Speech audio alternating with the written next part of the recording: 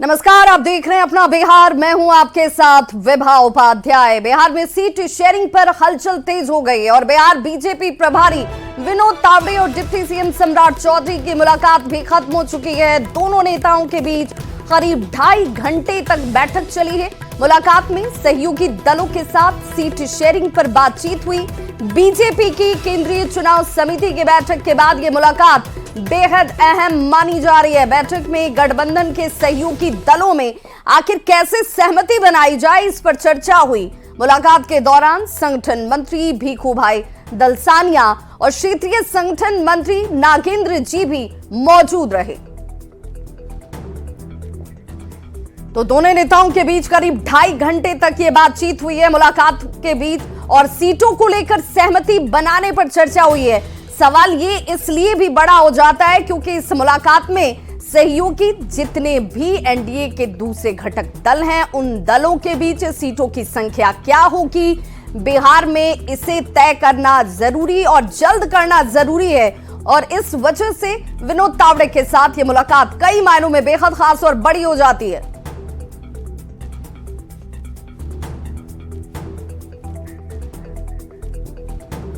और संवाददाता अमितेश हमारे साथ इस वक्त ज्यादा जानकारी के साथ जुड़ चुके हैं। अमितेश, जरा ये बताइए, 2.5 घंटे की मुलाकात में सीटों की संख्या को लेकर कोई निष्कर्ष निकल पाया? क्या ये मानकर चलें कि जल्द ही इसे अब सार्वजनिक किया जाएगा?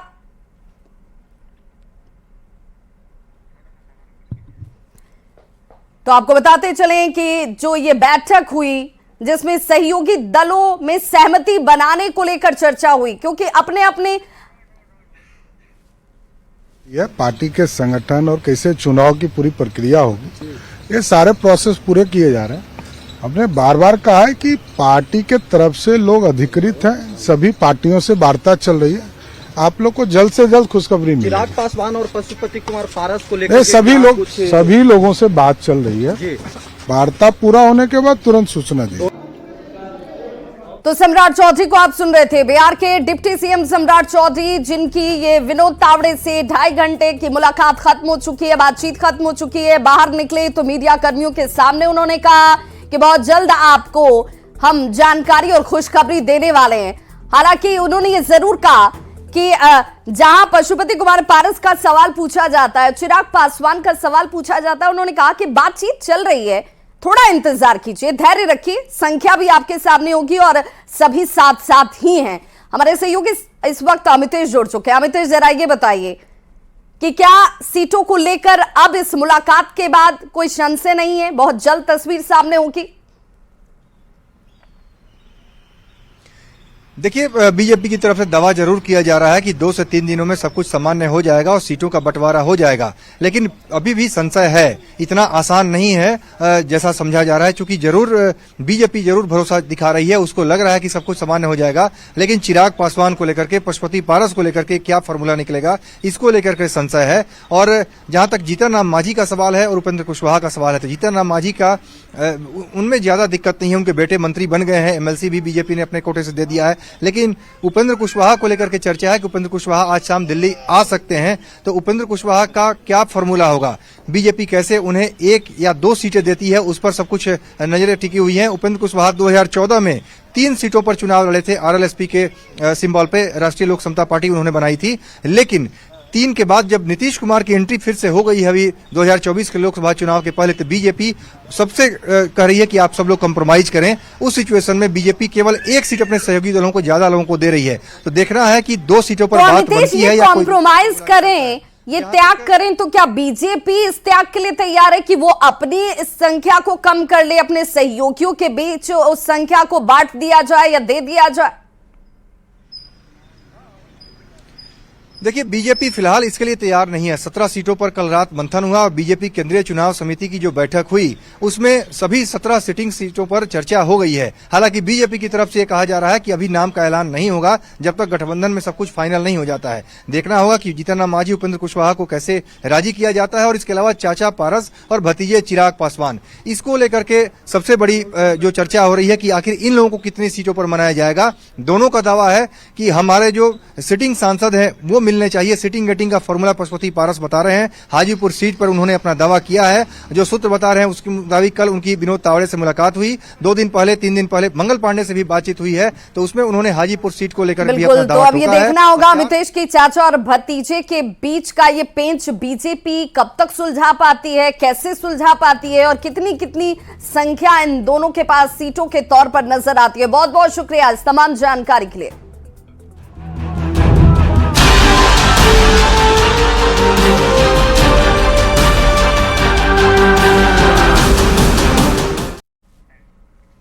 तो दिल्ली से बड़ी खबर इस वक्त सूत्रों के हवाले से, जहां बीजेपी ने पशुपति कुमार पारस से संपर्क साधा है। पशुपति और चिराग के बीच सुलह की कोशिश जो है वो लगातार बीजेपी की तरफ से की जाती हुई। पशुपति पारस ने बिहार बीजेपी प्रभारी से मुलाकात की। विनोद तावड़े से सीट शेयरिंग को लेकर यह मुलाकात हुई। मुलाकात के दौरान पशुपति कुमार पारस ने यह साफ कर दिया कि हाजीपुर सीट पर उनका ही दावा बनता है और वो वहीं से चुनाव लड़ेंगे। चिराग पासवान भी हालांकि इसी हाजीपुर सीट से अपनी दावेदारी बीजेपी के सामने रख चुके हैं और सूत्रों के मुताबिक विनोद तावड़े ने पशुपति कुमार पारस के सामने प्रस्ताव रखा था कि चिराग पासवान और उनकी पार्टी एक बार फिर से एक साथ हो जाए, लेकिन पशुपति पारस ने यह साफ कर दिया कि अब एक होना तो संभव नहीं है भाई। चिराग पासवान के साथ दल, दिल और परिवार कभी नहीं मिल सकते हैं। पशुपति कुमार पारस ने यह भी कहा कि हम लोगों का दिल टूट चुका है। सूत्रों के मुताबिक आज फिर से दिल्ली में बीजेपी के नेताओं के साथ सीट शेयरिंग को लेकर पशुपति कुमार पारस की मुलाकात हो सकती है। मंगल पांडे ने भी 3 दिन पहले पशुपति पारस से मुलाकात की थी और इसी मुलाकात के दौरान पशुपति कुमार पारस ने हाजीपुर सीट पर अपना दावा एक बार फिर से जाहिर कर दिया, जिसके बाद मंगल पांडे ने चिराग पासवान से भी मुलाकात की। मुलाकातों का दौर दोनों तरफ हुआ, चाचा और भतीजे के साथ। मंगल पांडे, पशुपति पारस और चिराग पासवान दोनों के ही संपर्क में इस वक्त।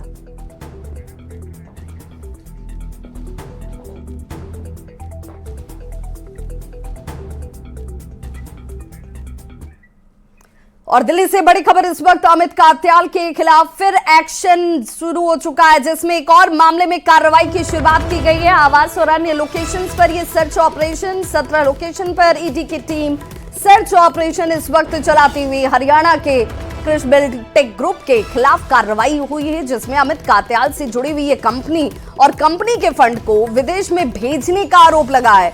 अमित कात्याल की पिछले साल गिरफ्तारी हुई थी। अब इस वक्त ये जानकारी कि ईडी की टीम की तरफ से 17 लोकेशंस पर सर्च ऑपरेशन इस वक्त किया जाता हुआ।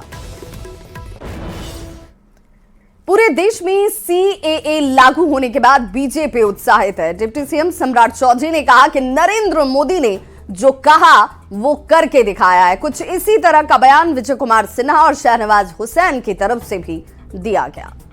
देखिए, एक ऐतिहासिक फैसला है। भारतीय जनता पार्टी का कमिटमेंट था, जो अल्पसंख्यक समाज पाकिस्तान, बांग्लादेश, अफगानिस्तान में है, उनको भारत में वापस जगह देने की जरूरत थी। सिटीजनशिप एक्ट के तहत वो भारतीय जनता पार्टी ने कमिटमेंट पूरा किया है, क्योंकि यही है मोदी की गारंटी। आज हमारा ही भाई आज बाहर से प्रताड़ित होकर पाकिस्तान से, अफगानिस्तान से, बांग्लादेश से आया, उसको नागरिकता देने में किसी को प्रॉब्लम क्या हो सकता है?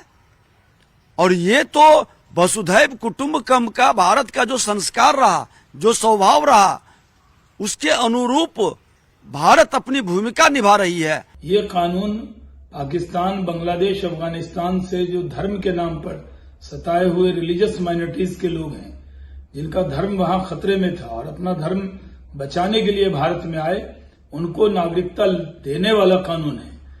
इसके लिए मैं भारत सरकार को बधाई देता हूं और मैं उम्मीद करता हूं कि इससे कोई गलतफहमी किसी में पैदा नहीं होगी, क्योंकि ये कानून नागरिकता देने वाला कानून है, नागरिकता लेने वाला कानून नहीं है। वहीं बेगूसराय पहुंचे राज्यसभा सांसद राकेश सिन्हा ने समान नागरिकता कानून का समर्थन किया। राकेश सिन्हा ने कहा कि सीएए कानून लागू होने से अब देश की जनता को पूरा लाभ मिलेगा। वैसे लोग जिन्हें अभी तक नागरिकता प्राप्त नहीं हो पाई थी, उन्हें अब नागरिकता प्रदान की जाएगी। उन्होंने कानून के विरोधियों पर जोरदार हमला किया और तुष्टीकरण की राजनीति करने का उन पर आरोप भी लगाया। देखिए, सीएए कानून उन हिंदू, सिख एवं अन्य अल्पसंख्यक, जिसमें ईसाई भी हैं, जिसमें बौद्ध हैं, जैन हैं, पारसी हैं, जो पाकिस्तान, बांग्लादेश और अफगानिस्तान में है, जिनकी सुरक्षा, जिनका अस्तित्व खतरे में है, उन्हें भारत संरक्षण, सुरक्षा और एक तरह से शरण दे रहा है, उन्हें भारत की नागरिकता दे रहा है। इसका विरोध वही लोग कर रहे हैं जो भारत को तोड़ना चाहते हैं, जो भारत में जनसंख्या के आधार पर हिंदुओं को अल्पसंख्यक बना देना चाहते हैं। इसका विरोध वे लोग कर रहे हैं जो नासमझी के अनुसार से भारत के संविधान को नहीं समझ पा रहे। तो बिहार विधान परिषद के लिए बीजेपी के 3 उम्मीदवारों ने सोमवार को अपना नामांकन किया। इन तीनों उम्मीदवारों की संपत्ति की बात अगर की जाए तो बिहार सरकार के पूर्व मंत्री और पूर्व विधान पार्षद मंगल पांडे के पास कुल चल और अचल संपत्ति 2.02 करोड़ की है। कैश 41,500 रुपए तो सोना 240 ग्राम बताया गया है। दूसरे उम्मीदवार के तौर पर अनामिका सिंह ने नामांकन किया। उनके पास चल संपत्ति 2.99 करोड़ है और अचल संपत्ति की बात करें तो 1.4 करोड़ है। कैश की बात अगर की जाए अनामिका सिंह को लेकर तो उनके पास 1.95 लाख रुपए कैश है, तो वहीं 2,448 ग्राम सोना और 18 किलो चांदी है। तीसरे उम्मीदवार के तौर पर लालमोहन तांती ने नामांकन किया है। अब इनके पास क्या है वो भी आपको बताते चलें तो कैश इनके पास महज 8,000 रुपए ही है और चल संपत्ति 2.54 लाख रुपए की है। बिहार विधान परिषद के लिए आरजेडी के 4 और भाकपा माले से 1 उम्मीदवार ने सोमवार को अपना नामांकन किया। 5 उम्मीदवारों की संपत्ति की बात की जाए तो बिहार के मुख्यमंत्री राबड़ी देवी, पूर्व जो मुख्यमंत्री हैं राबड़ी देवी, उनके पास कुल चल संपत्ति 6.93 करोड़ की है, जबकि अचल संपत्ति 10.86 करोड़ की बताई गई है। राबड़ी देवी के पास 1.34 लाख नकद है, यानी कि 1,34,000 रुपए नकद उनके पास मात्र है और वहीं सोना 467 ग्राम है। और इस पर ज्यादा जानकारी दे रहे हैं संवाददाता अमित। सोमवार को बिहार विधान परिषद के लिए आरजेडी से 4 प्रत्याशियों ने नामांकन किया, जिसमें राबड़ी देवी थी, अब्दुल बारी सिद्दीकी, डॉक्टर उर्मिला ठाकुर और सैयद फैसल अली।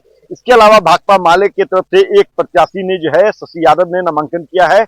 इन लोगों ने जो चल अचल संपत्ति की जानकारी बिहार विधान सभा के सचिवालय को दी है। उसके संदर्भ में मैं बताता चलूं कि जो राबड़ी देवी है उन्होंने जो घोषणा की है अपने एसेट की, संपत्ति की, तो उसमें कुल चल संपत्ति जो है उन्होंने 6.93 करोड़ की बताई है, जबकि अचल संपत्ति की बात करें तो 10.86 करोड़ की बताई है।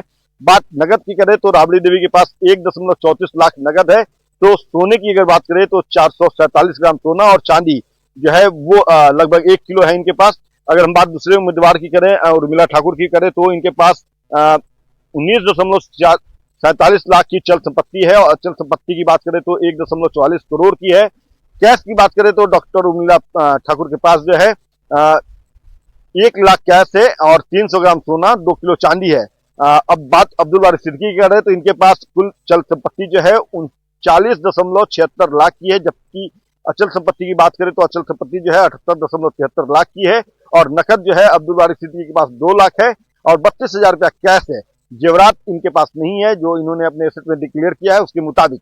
चौथे उम्मीदवार सैयद फैसल अली की बात करें तो सैयद अली फैसल जो है इनके पास 81.45 लाख की जो है चल संपत्ति है। अचल संपत्ति जो है वो 5.10 करोड़ की है। कैश की बात करें तो कैश इनके पास जो है 1.5 लाख है। और अब बात अगर हम भाकपा माले की जो प्रत्याशी हैं शशि यादव, इनकी बात करें तो इनके पास चल संपत्ति जो है 3.82 लाख की है, अचल संपत्ति जो है 3 लाख है, नकद जो है 16,000, जेवरात जो है 300 ग्राम सोना और 500 ग्राम चांदी है इनके पास।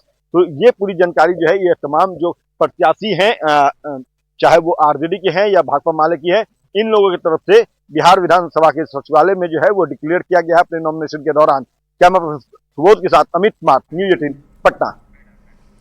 वहीं पूर्व डिप्टी सीएम तेजस्वी यादव आज सुबह सुबह गौशाला पहुंचे, जहां उन्होंने गौ माता की सेवा की। वहीं तेजस्वी यादव ने गौशाला में गाय की सेवा करते हुए एक वीडियो अपने सोशल मीडिया पर शेयर किया। साथ ही उन्होंने ये भी कहा कि वो जब भी समय मिलता है गौ माता की सेवा के लिए गौशाला पहुंचते हैं। तेजस्वी यादव ने लालू प्रसाद और राबड़ी देवी का जिक्र करते हुए कहा कि माता पिता के कारण बचपन से ही गौ माता के प्रति गहरा स्नेह, श्रद्धा और लगाव रहा है। तेजस्वी यादव ने ट्वीट कर कहा कि आपाधापी व व्यस्तता के बीच जब भी वक्त मिलता है अपनी आवास स्थित गौशाला में गौ माता की शुभता और दिव्यता के दर्शन, सेवा एवं देखभाल करने का मौका मैं नहीं चूकता।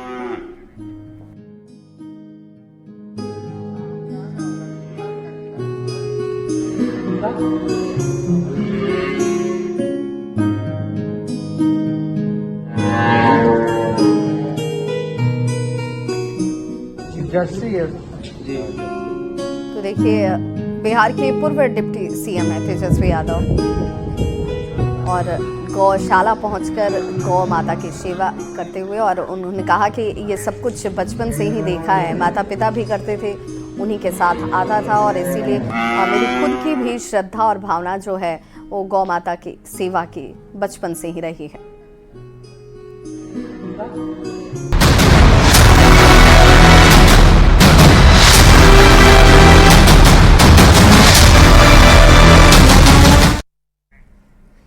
और बिहार में मंत्रिमंडल विस्तार को लेकर चर्चाएं अब बेहद तेज हो गई हैं। 15 मार्च को मंत्रिमंडल विस्तार होने की संभावना जाहिर की जा रही है। लंबे वक्त से मंत्रिमंडल विस्तार पर लगा हुआ ब्रेक जो है वो हट सकता है। हालांकि सरकार की तरफ से इसकी अभी कोई पुष्टि नहीं हुई है। मंत्रिमंडल विस्तार पर अब सियासत भी तेज हो चुकी है। एनडीए कह रही है कि मंत्रिमंडल विस्तार में कहीं कोई दिक्कत नहीं है और जल्द ही मंत्रिमंडल विस्तार भी किया जाएगा। तो वहीं महागठबंधन के नेता इस पर सवाल उठा रहे हैं। जहां तक मंत्रिमंडल का विस्तार का सवाल है, मंत्रिमंडल का विस्तार मुख्यमंत्री का विशेषाधिकार, क्षेत्राधिकार है और समय आने पर बिहार में मंत्रिमंडल का विस्तार हो जाएगा। मंत्रिमंडल का विस्तार माननीय मुख्यमंत्री जी का विशेषाधिकार है। वह विदेश से आ गए हैं। बहुत शानदार मंत्रिमंडल जो कि बिहार को एक विकसित राज्य बनाएगा, बहुत जल्द देखने को मिलेगा। मुझे लगता है कि 1-2 दिनों के अंदर इस तरह का शानदार मंत्रिमंडल बिहार में देखने को मिलेगा। तो इस बुलेटिन में बस इतना ही, लेकिन न्यूज़ 18 बिहार झारखंड पर खबरों का सिलसिला लगातार जारी है।